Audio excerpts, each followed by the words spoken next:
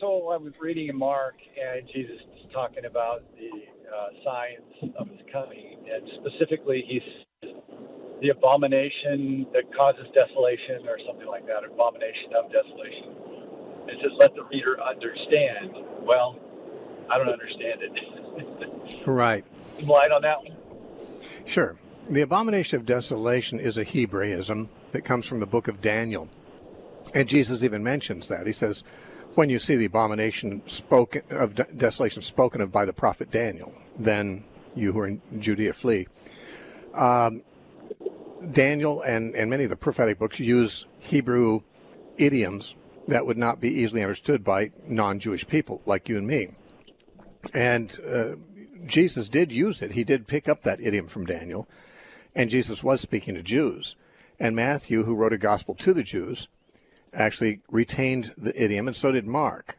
Mark retained it. But in Luke, when Luke is telling the same story and recording the same sermon, when Jesus comes to the statement about when you see the abomination of desolation, Luke has changed it.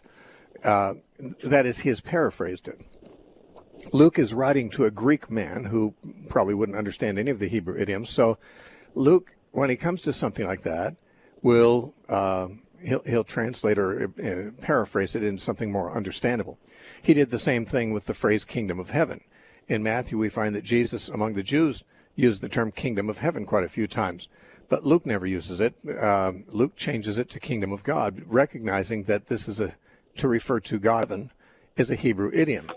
And so this is something the gospel writers will sometimes do. And what Luke did in Luke 21, which is where his version of that same sermon is found, when he gets to the point that both Matthew and Mark, Matthew 24 and Mark 13, both have Jesus saying, when you see the abomination of desolation, Luke has it this way.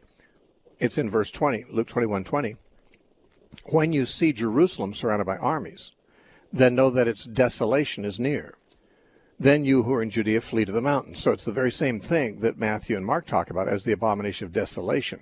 You even find the word desolation in Luke, but he said that, the thing that's going to cause the desolation, the abomination that is going to cause the desolation, is the armies of Rome coming against Jerusalem, which was going to bring about its desolation, and it did.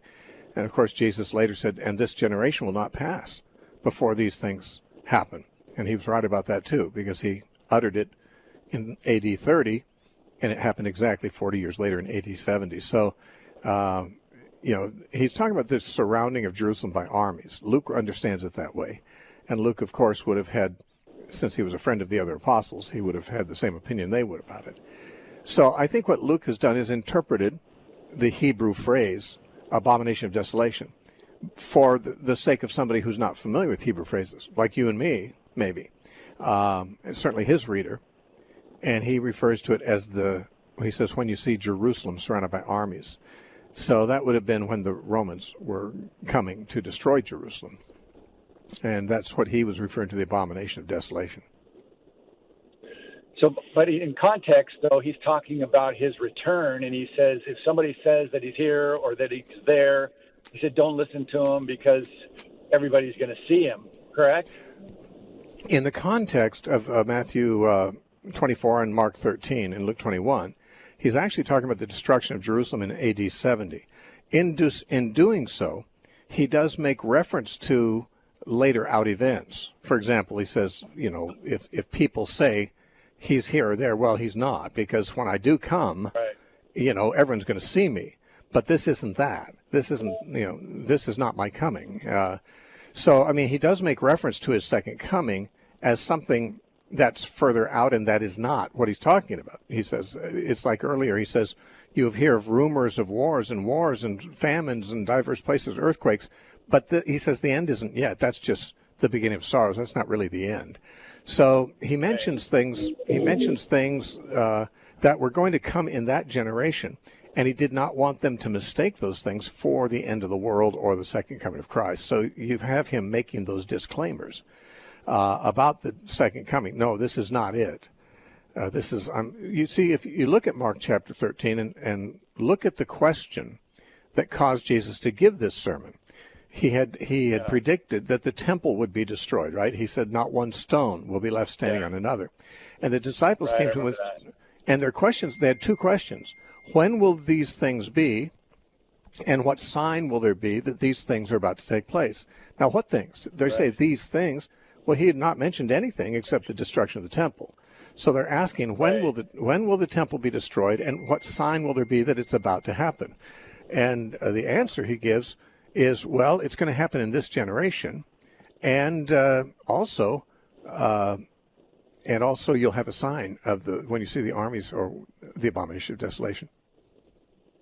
So why would he put the two together? Why would he bring up the second coming, his second coming?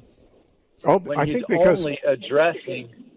Oh, because whenever there's a great calamity, Christians always tend to say, "Is this it? Is this the second coming? Is this the end of the world?" They did so in World War I. They did so in World War II. Whenever there's a huge, monstrous calamity, the tendency for Christians to think is it's the end of the world. This is it. Jesus is coming, and what he's saying is, when you see this, don't think that I'm coming. I'm not. When I do come, everyone will know it. You won't have to wonder about it because everyone will see it. But this is not it. So he but like you said, he was talking to Jews, though. Right. So Jewish Christians. I don't understand. So, he was talking to Jewish Christians, yeah, his disciples he was talking to. So, in other words, they're going to be expecting his second coming. And he's saying, when you hear about wars and rumors of wars and famines and earthquakes, all this is going to make you think maybe this is the end. He says, no, this is not the end, not yet.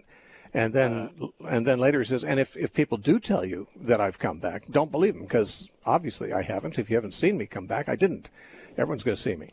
But this is thrown in the context of the disasters they're going to be seeing. And of course, like all Christians, hoping and praying, maybe this is it. Maybe this is the second coming of Christ. He's saying, no, don't get that in your head. It's not.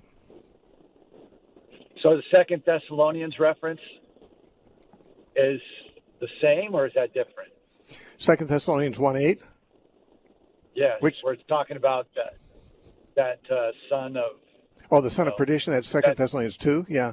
Well... Yeah, that's different.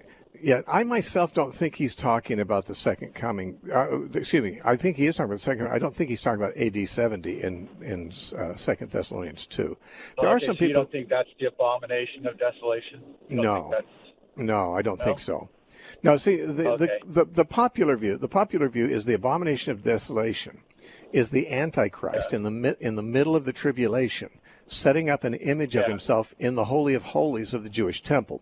Now, the idea that the abomination of desolation is created almost entirely out of whole cloth. There's nothing in the Bible that identifies the abomination of desolation as an Antichrist putting an image of himself in a temple.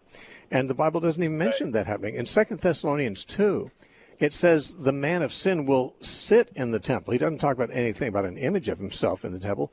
He says he will sit in the temple of God and claim that he is God. Now, there's no image of the Antichrist there.